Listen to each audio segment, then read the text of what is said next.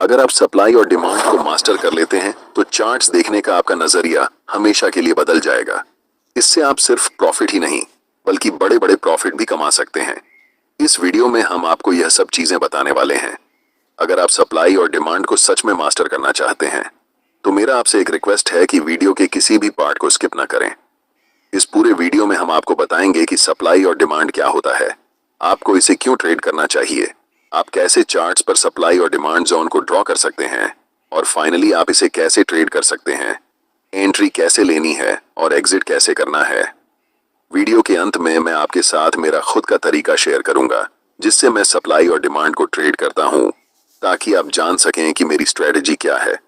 तो चलिए वीडियो शुरू करते हैं, जहां सबसे पहले हम basics of supply and demand जानेंगे। सप्लाई और डिमांड क्या है? बेसिकली सप्लाई और डिमांड एक एग्रेसिव सेलिंग और एग्रेसिव बाइंग होती है, बस इतना ही।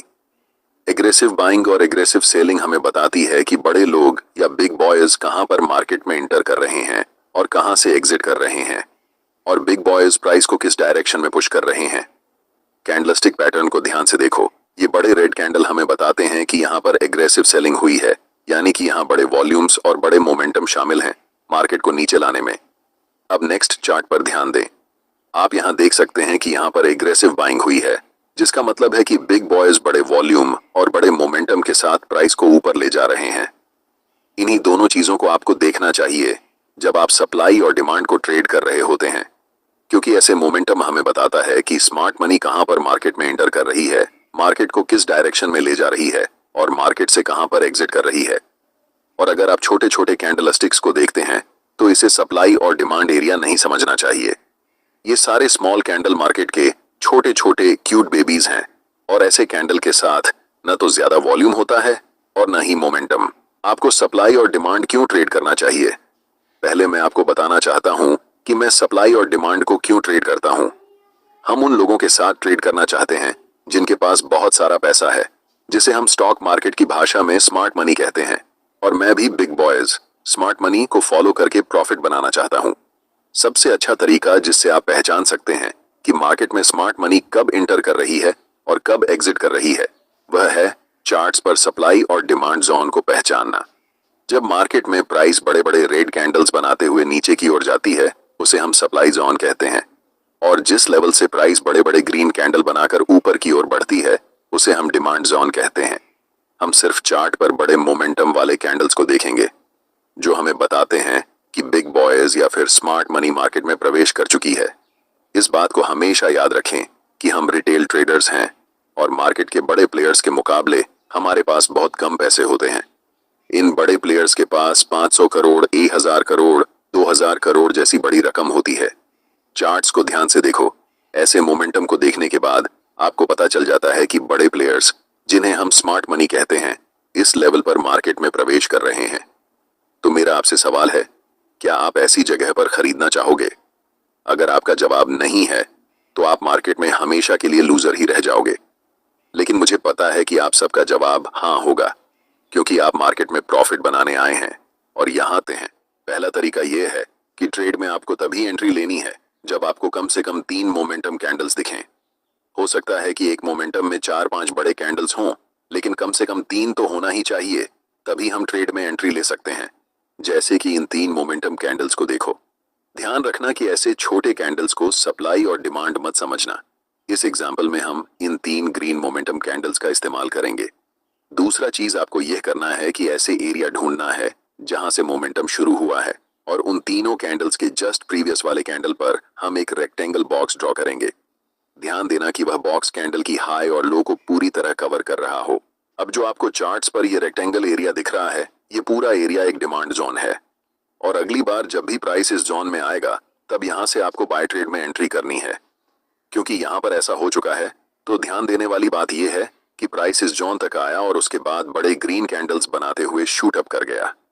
सोचिए, अगर आप ऐसी जगह पर मार्केट में ट्रेड एंट्री करते हैं तो आप बहुत ज्यादा पैसा बनाने वाले हैं। चलिए अब एक और एग्जाम्पल देखते हैं। इन 3 बड़े रेड कैंडल्स पर ध्यान दें। यहाँ पर हमें इन कैंडल्स को सिलेक्ट करना है और इन 3 कैंडल्स के प्रीवियस कैंडल की हाई और लो को टच करते हुए राइट साइड की तरफ खींचते हुए एक रेक्टेंगल बनाना है। ये रेक्टेंगल एरिया एक स्ट्रॉन्ग सप्लाई जोन है, इसलिए हमें वेट करना है कि प्राइस दोबारा इस सप्लाई एरिया में आए। और जैसे ही प्राइस सप्लाई जोन के पास आती है, मैं चाहता हूं कि आप ध्यान से देखें कि क्या होता है। प्राइस इस जोन में आने के बाद थोड़ा कंसोलिडेट होती है और फिर एक स्ट्रॉन्ग रेड कैंडल बनाते हुए नीचे चली जाती है। यहाँ पर प्राइस लिटरली इस सप्लाई जोन के पास आने के बाद कोलैप्स कर जाती है। इससे आप सीखते हैं कि सप्लाई और डिमांड जोन को चार्ट्स पर कैसे पहचानते हैं। अब हम जानते हैं एक और मेथड, जिसे हम कंसोलिडेशन मेथड कहते हैं। इस चार्ट पर नजर डालें। यहाँ पर प्राइस एक टाइट रेंज में ऊपर नीचे हो रही है, जिसे हम कंसोलिडेशन जोन कहते हैं। अब हम एक रेक्टेंगल टूल लेंगे और इस पूरे कंसोलिडेशन जोन को कवर करते हुए राइट साइड की तरफ रेक्टेंगल को ड्रॉ करेंगे। ध्यान से देखिए कि प्राइस इसके बाद क्या करती है। प्राइस इस कंसोलिडेशन जोन को तोड़ने के बाद रीसेट के लिए ऊपर जाती है और जैसे ही वह रेक्टेंगल बॉक्स को टच करती है, प्राइस वहां से नीचे की तरफ आने लगती है। तीसरा मेथड है आपको ऐसे एरिया को खोजना जहां पर मैक्सिमम नंबर में कैंडल्स की लंबी विक्स हो। चार्ट्स पर विक्स का बनना हमें बताता है कि प्राइस उस लेवल से रिजेक्ट हो रही है और ऐसे लेवल को मार्केट में रिजेक्शन लेवल कहा जाता है। जहां पर मल्टीपल लॉन्ग विक्स वाले कैंडल्स बने हुए हैं, वहां क्या करेंगे कि रेक्टेंगल टूल सेलेक्ट करके इस पूरे विक्स वाले कैंडल्स को कवर करते हुए रेक्टेंगल बॉक्स को राइट साइड की तरफ खींचेंगे। आपको दिखेगा कि अगली बार जब प्राइस इस लेवल पर आई तो प्राइस यहां से बड़े बड़े ग्रीन कैंडल्स बनाते हुए शूट अप कर गई। इसे हम कह सकते हैं कि यह एक बहुत ही स्ट्रॉन्ग डिमांड जोन है। अब हम पूरे यकीन के साथ कह सकते हैं कि आप सप्लाई और डिमांड जोन को चार्ट्स पर पहचानना सीख चुके हैं। इसके बाद ये बेहद जरूरी है कि आप ये जानें कि आप इसे कैसे ट्रेड करेंगे। इस चार्ट में हमने 3 बड़े ग्रीन मोमेंटम कैंडल्स को पहचान लिया है। अब हम उनके हाई और लो को कवर करते हुए राइट साइड तक एक रेक्टेंगल जोन बनाएंगे और आपका डिमांड जोन तैयार हो जाएगा। अब हम वेट करेंगे कि कब प्राइस वापस इस डिमांड जोन में आएगी। ट्रेड में एंट्री करने के लिए आपके पास 2 सबसे ज्यादा उपयोग किए जाने वाले तरीके हैं। पहला तरीका है कि आप एक बाय लिमिट ऑर्डर प्लेस कर सकते हैं, ताकि जब भी प्राइस इस डिमांड जोन में आए तो ऑटोमेटिकली बाय ट्रेड में एंट्री हो सके। दूसरा तरीका यह है कि आप मैन्युअल बाय ऑर्डर लगा सकते हैं जब प्राइस इस लेवल पर आती है। हम ज्यादातर दूसरे तरीके को ही प्रेफर करते हैं, क्योंकि याद रखना चाहिए कि डिमांड जोन कितना भी स्ट्रांग क्यों ना हो, हमेशा यह चांस रहता है कि प्राइस उस लेवल को ब्रेक कर दे। अब हम वेट कर रहे हैं कि कब प्राइस इस डिमांड जोन के पास वापस आएगी। जैसे ही प्राइस इस डिमांड जोन के पास आती है या फिर उसे टच करती है, आपको तुरंत मार्केट में एंट्री नहीं लेना है। पहले मार्केट को कंफर्मेशन देने दो कि अब मार्केट ऊपर जाने वाली है। आप देख सकते हैं कि यहाँ पर एक डोजी कैंडलस्टिक पैटर्न बना है और ये लंबी विक्स हमें बताती है कि प्राइस यहाँ से रिजेक्शन ले रही है। लेकिन हम अभी भी कंफर्म नहीं हुए हैं कि प्राइस ऊपर ही जाने वाली है, इसीलिए हमें और इंतजार करना पड़ेगा। जस्ट नेक्स्ट कैंडल एक बड़ी बुलिश कैंडल फॉर्म होती है और हम यहाँ पर कंफर्म हो जाते हैं कि मार्केट अब यहाँ से ऊपर जाने वाली है, क्योंकि ये बुलिश इंगल्फिंग कैंडल हमें बताती है कि मार्केट में स्मार्ट मनी बाइंग पोजीशन बना रही है। और आप जानते हैं कि स्मार्ट मनी की एंट्री के बाद प्राइस सुपरफास्ट स्पीड से ऊपर जाने वाली है। हम यहाँ मार्केट में एंट्री लेंगे जिसमें हमारा स्टॉप लॉस स्विंग लो के नीचे होगा। अगर आप ज्यादा सेफ रहना चाहते हैं तो आप अपना स्टॉप लॉस बिल्कुल इस डिमांड जोन के नीचे रख सकते हैं। अगर हम टारगेट की बात करें तो ऊपरी लेवल पर प्रीवियस कुछ कैंडल्स को देखें। यहाँ पर 3 लगातार रेड कैंडल्स बनी हैं और उनके जस्ट प्रीवियस कैंडल एक लॉन्ग विक्स रिजेक्शन कैंडल है, जिससे हम कंफर्म हो जाते हैं कि यह लेवल एक सप्लाई जोन है। इसीलिए जब प्राइस इस लेवल को टच करेगी, हम अपना प्रॉफिट यहाँ बुक करेंगे। जब एक बार कोई सप्लाई या डिमांड जोन प्राइस का रिस्पेक्ट नहीं करता है तो आपको पहले से ड्रॉ किए हुए रेक्टेंगल को डिलीट करना है और फिर नए सप्लाई और डिमांड जोन को चार्ट्स पर ड्रॉ करना है। अगर कोई नया सप्लाई या डिमांड जोन नहीं दिख रहा है तो हम मार्केट में वेट करेंगे। जब प्राइस इस लेवल से 3 बड़े ग्रीन कैंडल्स बनाती है तो हमें पता चलता है कि यह एक नया डिमांड जोन है। इन 3 ग्रीन कैंडल्स के जस्ट प्रीवियस कैंडल को कवर करके हम एक रेक्टेंगल बॉक्स राइट साइड की तरफ खींचेंगे। अब हम इंतजार करेंगे कि प्राइस कब इस डिमांड जोन के पास आएगी ताकि हम ट्रेड में एंट्री कर सकें।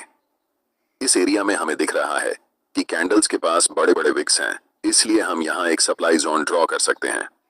जब प्राइस इस डिमांड जोन के पास आती है तो स्ट्रॉन्ग रेड कैंडल बनाते हुए इस लेवल को थोड़ा सा ब्रेक कर देती है। ऐसी सिचुएशन में रिटेल ट्रेडर्स अक्सर इसे एक ब्रेकडाउन के रूप में देखते हैं और सेल पोजीशन में एंट्री कर लेते हैं। लेकिन नेक्स्ट कैंडल एक बुलिश कैंडल बनती है जो कंफर्म करती है कि अब प्राइस यहां से ऊपर जाने वाली है। इस सिचुएशन में हम बाय पोजीशन में एंट्री करेंगे और नेक्स्ट सप्लाई जोन तक अपना टारगेट रखेंगे। हमारा stop loss last swing low के नीचे होगा। इसके बाद प्राइस बुलिश कैंडल्स बनाते हुए ऊपर की तरफ बढ़ जाती है और हमारा टारगेट हिट हो जाता है।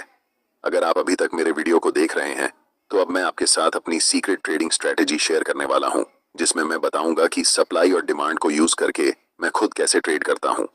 ट्रेड करते समय मैं सिर्फ एक कंफर्मेशन पर ध्यान नहीं देता, बल्कि मल्टीपल कंफर्मेशंस को देखता हूं, तभी ट्रेड में एंट्री लेता हूं।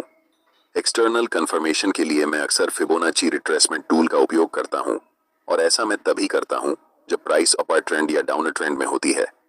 फिबोनाची टूल को कभी भी साइडवेज मार्केट में यूज नहीं करना चाहिए, और यहाँ एक अप ट्रेंड है, इसलिए हम फिबोनाची टूल को ड्रॉ करेंगे।